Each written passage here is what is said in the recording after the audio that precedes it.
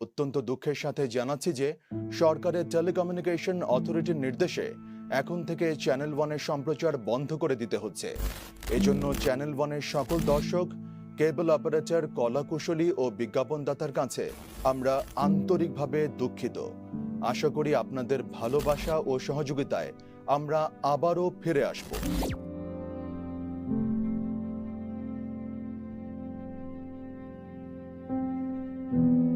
বলেছিলাম ফিরে আসব, ফিরে এসেছি। দর্শক, শুভানুধ্যায়ী, বিজ্ঞাপনদাতা, কেবল অপারেটর সহ সকলের প্রতি আমাদের অশেষ কৃতজ্ঞতা। আগামী দিনগুলোতেও আপনাদেরকে আমাদের পাশে পাবো এই প্রত্যাশা।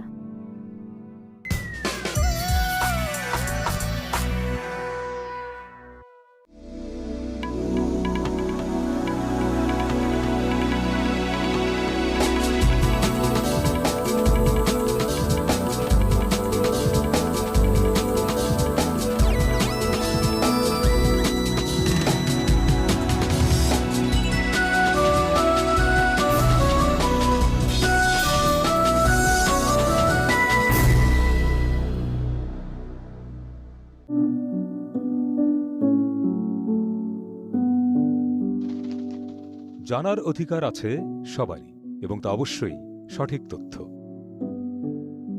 সঠিক তথ্য সবসময়ই সত্য। সঠিক তথ্যই শক্তি।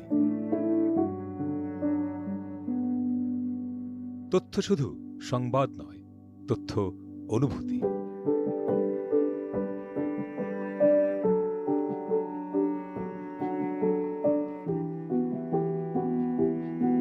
তথ্য কখনো ভয়ের, কখনো আনন্দের, কখনো উৎসবের।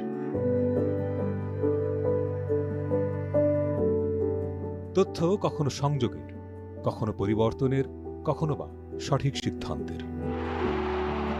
এই তথ্যই আমাদের মস্তিষ্কে স্মৃতি হয়ে থাকে, নিয়ন্ত্রণ করে প্রতিটি প্রতিক্রিয়া।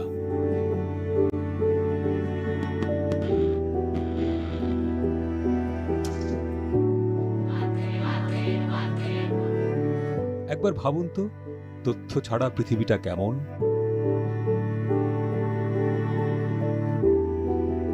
তথ্য দেয় রুখে দাঁড়াবার সাহস, তাই নতুন কিছু করার অনুপ্রেরণা। তবে তা অবশ্যই হতে হবে সঠিক তথ্য। এই সঠিক তথ্য দেওয়ার অঙ্গীকার নিয়েই চ্যানেল ওয়ান নিউজ। শুদ্ধতাই আমাদের লক্ষ্য।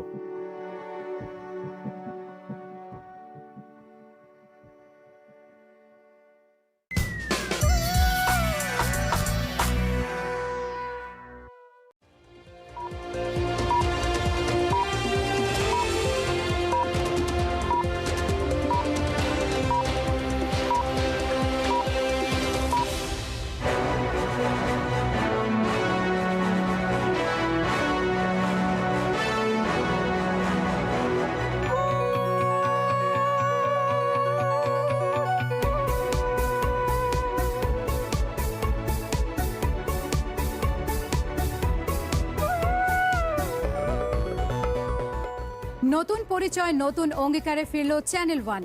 16 বছরের প্রতীক্ষার অবসান।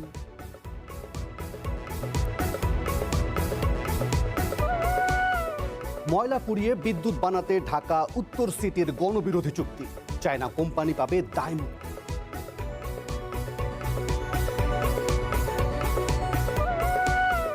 গণভোটের রায় ভিন্ন খাতে নেওয়ার ষড়যন্ত্র চলছে।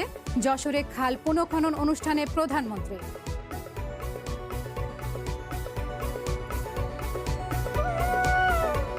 আওয়ামী লীগের রাজনীতিতে ফেরা নিয়ে গুঞ্জন, দায়িত্ব নেবে না BNP. Awami League is lost. Awami League গত 15 বছরে মানুষের উপরে যে অত্যাচার, নির্যাতন, নিপীড়ন করেছে, সেই কারণে আওয়ামী লীগ আর মানুষের কাছে সেই দল নেই।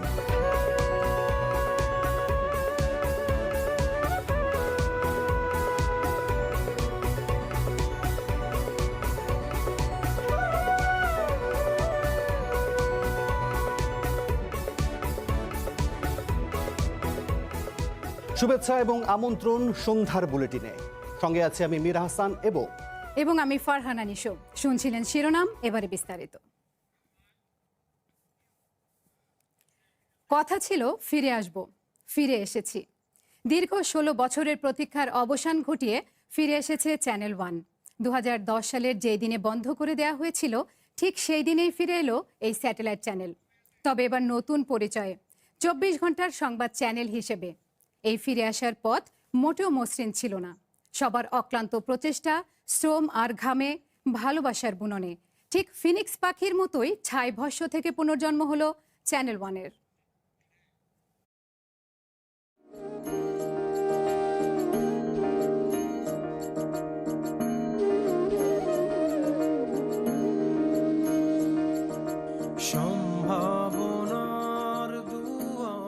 ইতিহাস কখনো হারিয়ে যায় না, সে কেবল বিরতি নেয় মাত্র। সময়টা ২০০৬ সাল। খবর, নেপথ্যের খবর আর বিনোদনের খোঁজে পথে প্রান্তরে ছুটেছিল একদল স্বপ্নবান কর্মী। ঘটেছিল নতুন পুরাতনের মিশেল। কিছুটা ছাড় দিয়ে হলো দুই পক্ষেরই উচিত এই সমস্যার সমাধানে আরও বেশি আন্তরিক হওয়া। তিনি আশা করছেন নিরপেক্ষ নির্বাচন হলে আগামীতেও ৪ দল ক্ষমতায় যাবে। ভোজ্য তেলের দাম কিছুটা কমলেও বেড়েছে চাল, তরিতরকারি ও শিশু খাদ্যের দাম। নাগরিক সেবা পদ্ধতি নিশ্চিত করা যেত, তাহলে হয়তোবা সাধারণ মানুষকে আর নাজেহাল হতে হতো না। কত রং একসাথে মেলালে তা হয় বললেন। নিজেদের সংস্কৃতি আর ঐতিহ্যকে ধরে রাখতে বাঙালিদের আগ্রহ আর চেষ্টার কোনো কমতি নেই। দুই শীর্ষ নেত্রীকে এখন থাকতে হচ্ছে সেই সংসদ ভবনে মাত্র ৬০ গজ ব্যবধানে দুটি বিশেষ সরকারে। এখন সবকিছুই নির্ভর করছে সার্কভুক্ত দেশগুলোর রাষ্ট্রপ্রধানদের উপর। ভারতকে এত বড় সুবিধা দেওয়ার বিপরীতে বাংলাদেশ কি পেল না পেল তার হিসেব বাংলাদেশের জনগণ করবেই। প্রবল এই ঝড়ে গরিব মানুষগুলোই সবচেয়ে বেশি ক্ষতিগ্রস্ত হয়েছে।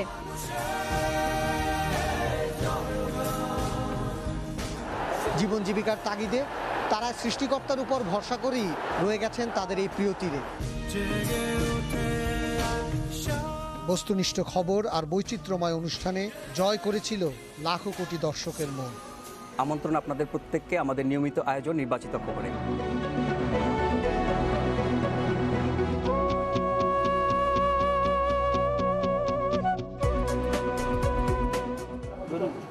কিন্তু ৪ বছরের মাথায় বন্ধ করে দেয়া হয় চ্যানেল ওয়ান। কমিউনিকেশন অথরিটির নির্দেশে এখন থেকে চ্যানেল ওয়ানের সম্প্রচার বন্ধ করে দিতে হচ্ছে। এজন্য চ্যানেল ওয়ানের সকল দর্শক, কেবল অপারেটর, কলাকুশলী ও বিজ্ঞাপনদাতার কাছে আমরা আন্তরিকভাবে দুঃখিত। আশা করি আপনাদের ভালোবাসা ও সহযোগিতায় আমরা আবারও ফিরে আসব।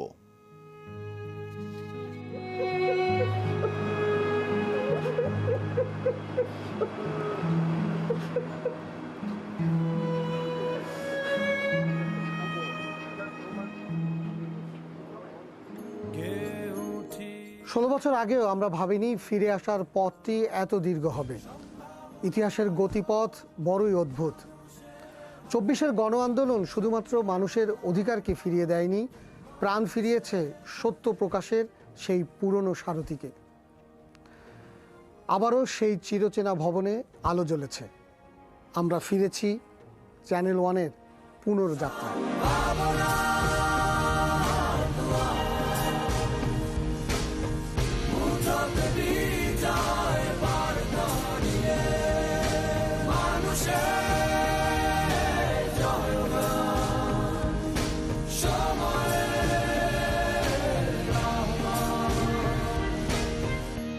এ যেন ছাইয়ের স্মৃতি থেকে ফিনিক্সের উড়ান।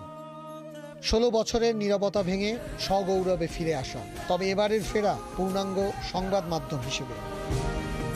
আমরা ২০০৬ সালের ২৪শে জানুয়ারি সর্বপ্রথম আমাদের এই চ্যানেল ওয়ানকে সম্প্রচারে নিয়ে আসি। কিন্তু দুঃখের বিষয় ছিল যে ২০১০ সালে ২৭শে এপ্রিল রাজনৈতিক প্রতিহিংসাবশত আমাদের চ্যানেলটাকে বন্ধ করে দেওয়া হয়। কিন্তু আমাদের এই ৪ বছর চলার পথে কোনো দর্শক, কোনো শ্রোতা, কোনো শুভাকাঙ্ক্ষী কখনোই এই কথাটা বলতে পারবেন না যে আমরা দলীয় হয়ে কিংবা কারো পক্ষে কোনো সংবাদ কিংবা কোনো অনুষ্ঠান প্রচার করেছি। যেই মুহূর্তে বন্ধ করে দেওয়া হয় ওই সময় আমাদের যে কলাকুশলীরা ছিল তারা আপনাদের কাছে বলেছিল যে ইনশাল্লাহ আমরা আবার ফিরে আসব।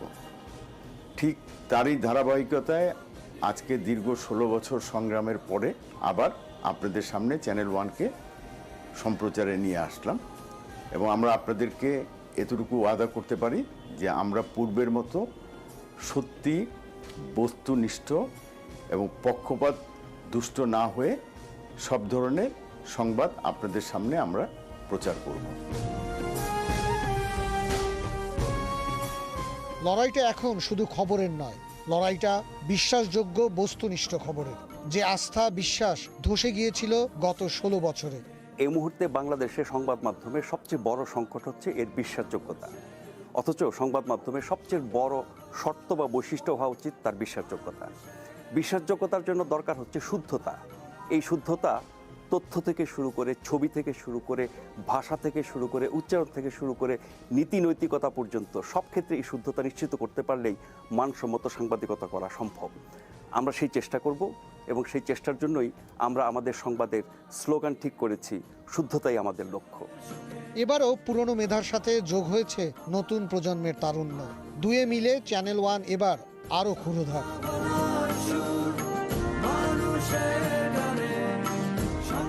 দেশের প্রথম স্মার্ট নিউজরুম নিয়ে চ্যানেল ওয়ান তার ঘর সাজিয়েছে।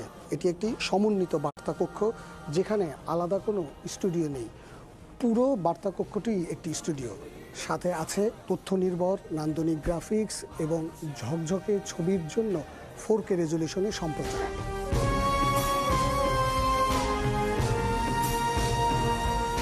যখনই ঘটনা তখনই সরাসরি সম্প্রচার নিশ্চিতে সর্বাধুনিক প্রযুক্তি, সময়োপযোগী কন্টেন্ট, তথ্যের গভীর বিশ্লেষণ। লক্ষ্য একটাই, প্রতি সেকেন্ডের খবর সরাসরি দর্শকের কাছে পৌঁছে দেয়া। একই সাথে দল মত পথের ঊর্ধ্বে উঠে মানুষের জন্য কথা বলার পুরনো অঙ্গীকার।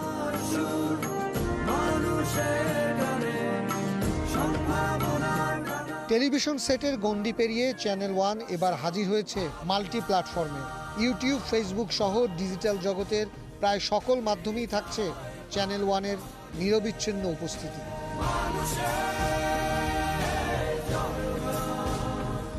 যুগের দাবি মেনে প্রযুক্তির ডানায় ভর করে চ্যানেল ওয়ান ফিরেছে গণমানুষের কণ্ঠস্বর হয়ে। ইতিহাসের পাতা উল্টে সময় এখন নতুন অধ্যায় লেখার, সময় এখন সম্ভাবনার, সময় এখন নিঃসংকোচে সত্য বলার। পারভেজ রেজা, পুনর্যাত্রার চ্যানেল ওয়ান, ঢাকা।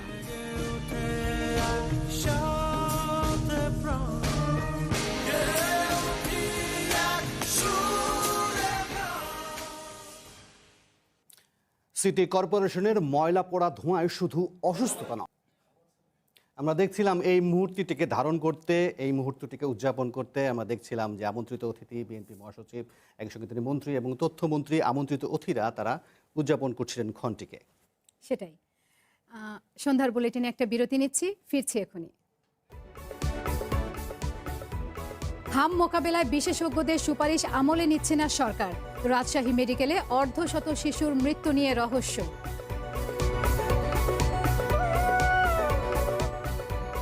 প্রতিযোগিতায় পিছিয়ে পড়ছে চট্টগ্রাম বিমানবন্দর। অপারেশন গুটিয়ে নিল অন্তত 1 ডজন বিদেশি এয়ারলাইন্স।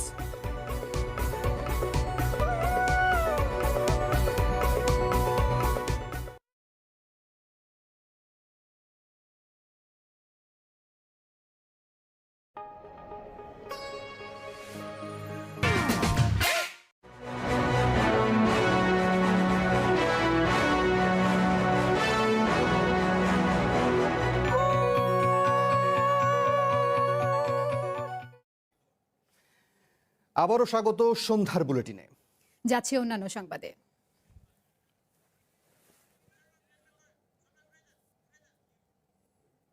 এদিকে গত 3 মাসে হামের উপসর্গ নিয়ে রাজশাহী মেডিকেলে মারা গেছেন অর্ধশত শিশু, কিন্তু কারোর শরীরেই পাওয়া যায়নি হামের জীবাণু। ফলে কিভাবে এই শিশুদের মৃত্যু হলো তা নিয়ে প্রশ্ন উঠেছে। তাছাড়া উপসর্গ থাকার পরেও মৃত শিশুদের শরীরে হামের জীবাণু না পাওয়ায় তাদের মৃত্যু নিয়ে তৈরি হয়েছে ধোঁয়াশা। চলতি বছরের মার্চ মাসের শুরু থেকে চট্টগ্রাম। সন্ধ্যার বুলেটিনে আবারও বিরতি নিচ্ছি, ফিরে এসে অন্যান্য খবরের সাথে আরও যা থাকছে। কাল থেকে মোটর সাইকেলে তেল নিতে ফুয়েল পাস বাধ্যতামূলক। আগামী সপ্তাহে বিদ্যুৎ পরিস্থিতির উন্নতির প্রত্যাশা জ্বালানি মন্ত্রী।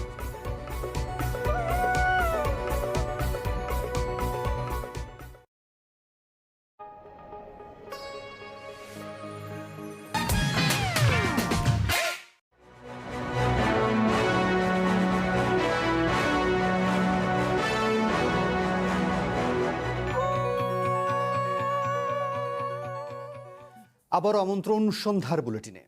যাচ্ছি অন্যান্য সংবাদে। এবার জানিয়ে দিচ্ছি আরও কিছু খবর, যেটিকে আমরা বলছি টুকরো খবর।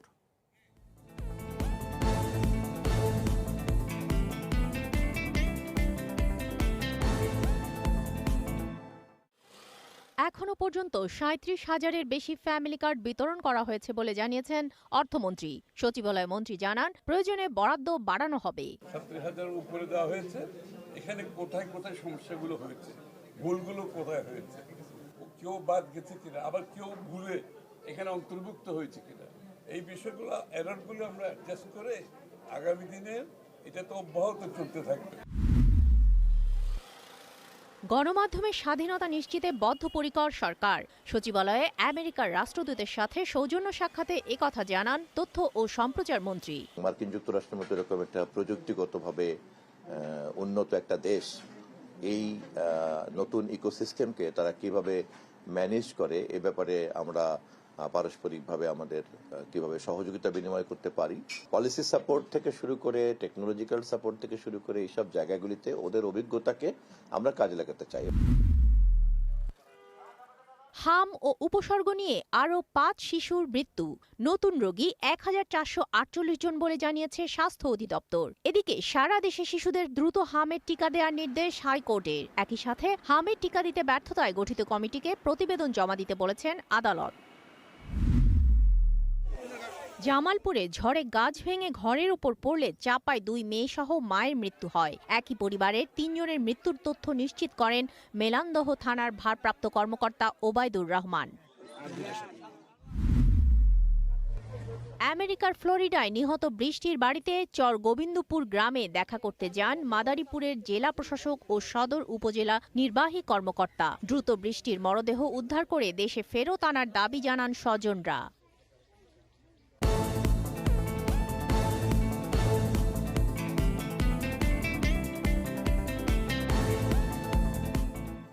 সন্ধ্যার বুলেটিনে আরও একটা বিরতি নিচ্ছি। ফিরে এসে অন্যান্য খবরের সাথে আরও যা থাকছে। হরমুজ প্রণালী চালু করা এবং যুদ্ধ অবসানে আমেরিকাকে ইরানের নতুন প্রস্তাব। এবার রাশিয়া সফরে যাচ্ছেন আরাকচি।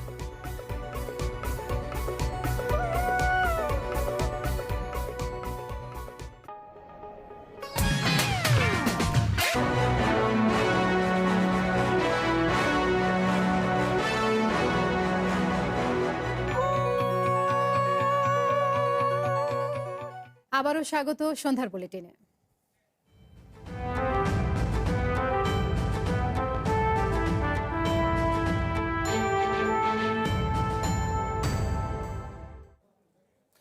হরমুজ প্রণালী আবারও চালু করা এবং যুদ্ধ অবসানে আমেরিকাকে নতুন প্রস্তাব দিয়েছে ইরান। মধ্যস্থতাকারী পাকিস্তানের মাধ্যমে তেহরান এই প্রস্তাব দিয়েছে। তারা বলছে, শর্ত সাপেক্ষে হরমুজ খুললেও পারমাণবিক কর্মসূচি বন্ধ করবে না তেহরান।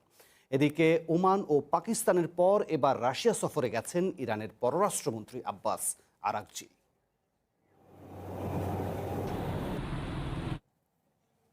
এই ছিল সন্ধ্যার বুলেটিনে। একটু পরেই দেখবেন খেলার বুলেটিন।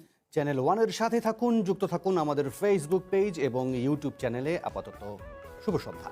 শুভ সন্ধ্যা।